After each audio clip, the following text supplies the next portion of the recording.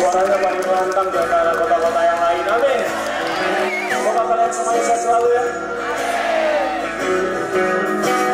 I love you anak remaja.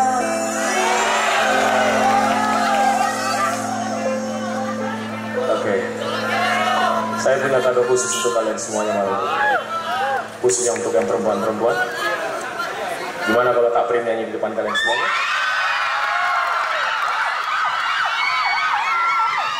Sudah saya juga. Sini.